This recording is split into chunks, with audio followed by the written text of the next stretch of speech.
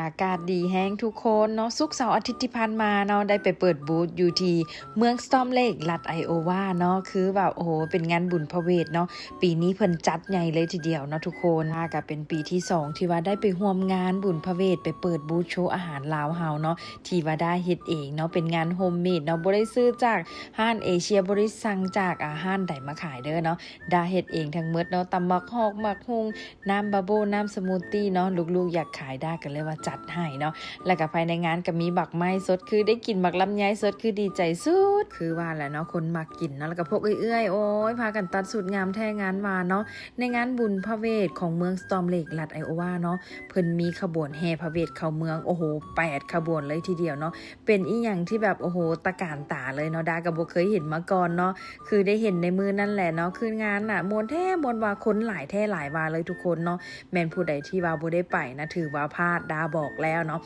แต่บ่ต้องห่วงเด้อทุกคนได้ยินข่าวมาว่าปีหน้าเพิ่นจะจัดใหญ่ขึ้นอีกก่อนเก่าว่าซันเดย์ตามที่ว่าได้ลมกับทางคณะผู้จัดงานเพิ่นก็บอกประมาณนี้เนาะอุ้ยอย่าพลาดเด้อเนาะถ้าปีนี้พลาดแล้วปีหน้าห้ามพลาดเนาะและที่สำคัญทุกคนในงานของมือนั้นนะมวนแท้มวนว่าเนาะมีนักร้องมาแต่เมืองไทยเนาะโอ้ยเสียงนี่คือโคตรดีเลยอะเนาะตัวน้อยๆแต่แบบเสียงแบบโอ้โหเนาะอลังการงานสร้างเลยทีเดียวเนาะบินมาจากประเทศไทยโดยกงเลยเฉพาะ3มื้อนี้ศุกร์เสาร์อาทิตย์เนาะคนนี่มันบ่ให้เว้าหลายแท้หลายว่าทุกคนเนาะคือแบบ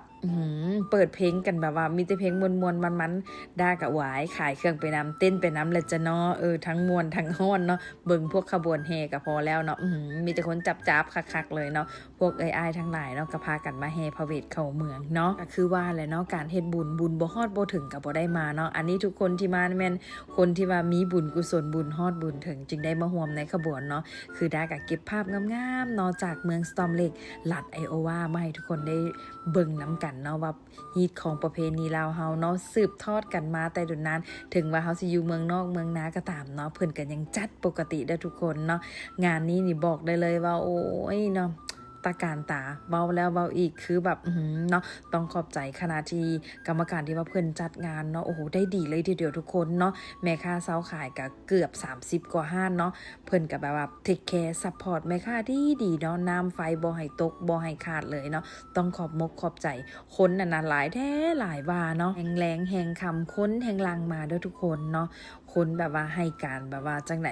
ความสนใจอยากเรียนรู้ประเพณีลาวอยากมาเบิงมาสมกันหลายเลยทีเดียวเนาะในมื้อนั้นดากับวางย้ำใดกันเล่นจับกล้องมาถ่ายทุกคนได้เบิงกันคือเวลาคนเข้ามาหลายๆบีซี่กับบ่มีเวลาฮอดสิจับกล้องเนาะใครแต่ว่ารอบนี้ลูกๆทั้ง3คนมาซอยขายกันเลยว่ามีเวลาได้บันทึกภาพมาให้ทุกคนได้เบิงกันเนาะคือเป็นงานแรกได้ที่พวก3นางสาวนี่มาซอยแม่ขายเครื่องคือปกตินี่อายบ่อยากขายบ่กล้าบ่อยากเฮ็ดคืออยู่แต่ในรถนั่งอยู่แต่ในรถแล้วก็เปิดแอร์ไว้ตลอดเวลา